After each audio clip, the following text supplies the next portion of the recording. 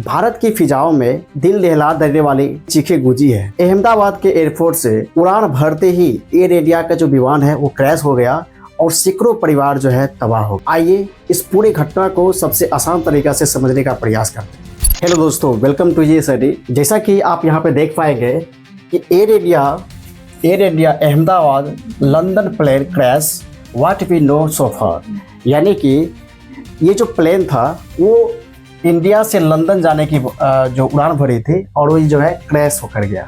अब हम दोस्तों इस पूरे घटना को समझते हैं, लेकिन उससे पहले अभी तक जो सर्वाइवल्स की बात करेंगे, जितने लोग बचे हैं उनमें से एक ही सर्वाइवल्स जो है अभी तक जो है यहाँ पे बचने का बात जो है यहाँ पे रिपोर्ट में आया है, जिसमें से इनका नाम है विश्वास कुमार, जो इस क्रैश में एक ही ऐसा पर्सन है जो बच पाए हैं अभी तक के रिपोर्ट के अनुसार।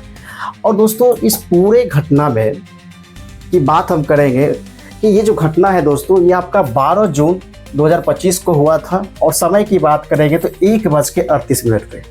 और ये एयर इंडिया का जो विमान था उसका नंबर है 171, यानी 171वां विमान था ये। और आप देख सकते हैं किस प्रकार से ये मंजर है और किस तरह से क्रैशेस जो हुआ है एक बिल्डिंग के हॉस्पिटल के ऊपर जो है गिर गया था।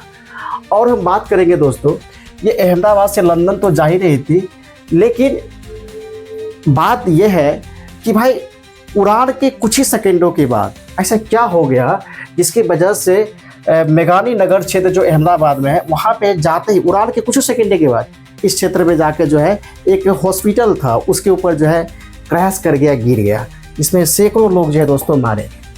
और ये जो एयर इंडिया का जो विमान था दोस्तों इसका नाम था बोइंग से 787 यानी 787, और जो क्रैशेस हुआ है और अभी के समय में, और ये जो बोइंग 787 विमान था और इसमें पैसेंजर की बात करेंगे दोस्तों तो 232 पैसेंजर थे, 12 क्रू मेंबर थे और सब मिला के 244 लोग दोस्तों इस विमान में सवार थे। और हम आगे समझते हैं तो ये थे आपका, जिनका नाम है सुमित जी जो मेन पायलट था, और ये था कुंदर जो कि को पायलट था।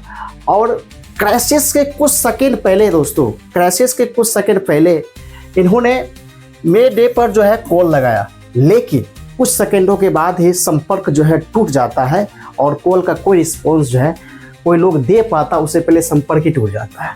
फिलहाल जब 200 ये प्लेन क्रैशेस हुआ है तो यहाँ पे एनडीआरएफ के जो इंडिया का जो टीम है ये सभी लोग वहाँ पे बाकायदा टाइम के अकॉर्डिंग ही पहुँचे, और एम्बुलेंस को भी वहाँ पे बहुत सारे एम्बुलेंस भी आए और रेस्क्यू जो करने की बात है दोस्तों वो प्रक्रिया जारी हो चुकी है और जारी हो गई और सारा चीज़ किया गया है। लोगों को हॉस्पिटल पहुंचाने का काम, जो लोग जख्मी थे, जो लोग, बहुत सारे लोग तो मारे गए ना, लेकिन जितने भी लोग हो सकते जख्मी या फिर कुछ कंडीशन सही होने के चांसेस हो सकते थे उसे हॉस्पिटल में, नज़दीकी अस्पताल में दोस्तों इसे भर्ती कराया गया।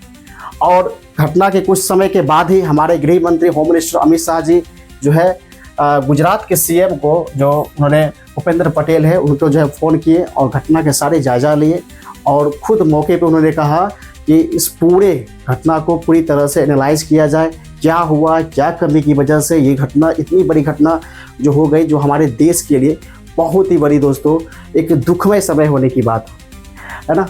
अब हम दोस्तों इस पूरे घटना में जो एविएशन मिनिस्टर है ये घटना के क्रम में ही तुरंत पहुंच जाते हैं और खुद वहां पे जायजा लेते हैं आखिर क्या हो गई जिसकी वजह से ये घटना जो है, इतनी बड़ी घटना जो है हो गई मेरे देश में। सैकड़ों लोग, 244 लोग सवार थे दोस्तों।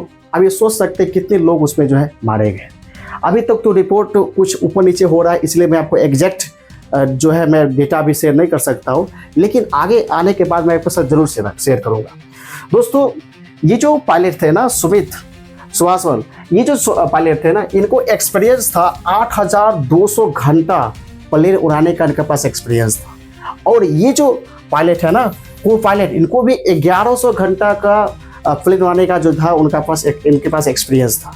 अब ये सोच सकते हैं कि इतने बड़े एक्सपीरियंस पायलट होने के बावजूद भी अगर प्लेन क्रैश हो गया, इसका मतलब है कुछ ना कुछ प्लेन में ही तकनीकी खराबियाँ थी, कुछ ना कुछ प्लेन में ही दिक्कतें थी जिसकी वजह से ये क्रैशेस दोस्तों हुआ है। हम ये नहीं कह सकते हैं कि इन दोनों की वजह से ऐसा हो सकता है, क्योंकि एक्सपीरियंस ये दिखाता है कि लोग कितने मैच्योर हो चुके हैं, है कि नहीं।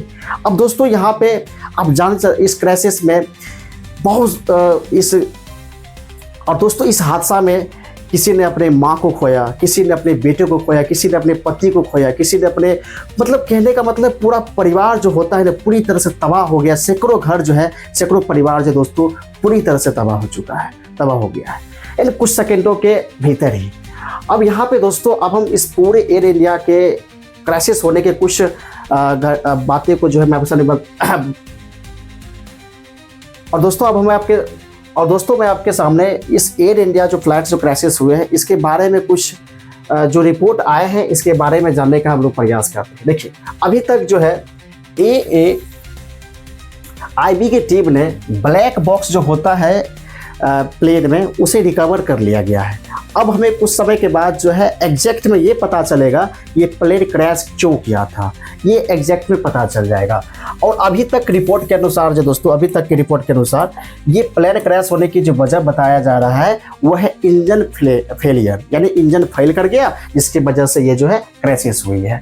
और इसकी पुख्ता जानकारी दोस्तों अभी तक नहीं है क्योंकि ब्लैक बॉक्स अभी मिला ही है, उसको रिकवर किया गया है, समय लगेगा तो हमें सही जानकारियाँ जो है ज़रूर मिलेगी।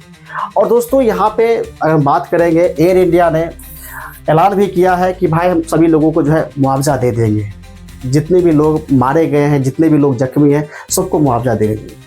दोस्तों सवाल ये नहीं है, लेकिन सवाल ये है कि क्या मुआवजा से इस तरह की घटनाएं जो है रुक जाएगी? नहीं रुकेगी दोस्तों, सरकार को ठोस कदम जो है उस पर उठाना पड़ेगा। और हम बात करेंगे अभी तक की रिपोर्ट के अनुसार, मैंने आपको पहले ही बता दिया, एक ही लोग जो है इस क्राइसिस में सर्वाइव किए हैं और एक ही लोगों की सूचना जो है अभी तक मिली है।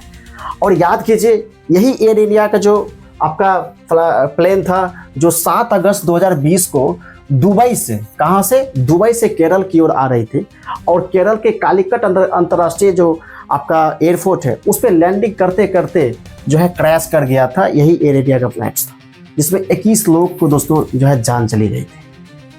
इसलिए मैंने कहा ना कि मुआवजा से इस तरह की घटना ये नहीं रुक सकती है, सरकार को ठोस कदम उठाना पड़ेगा।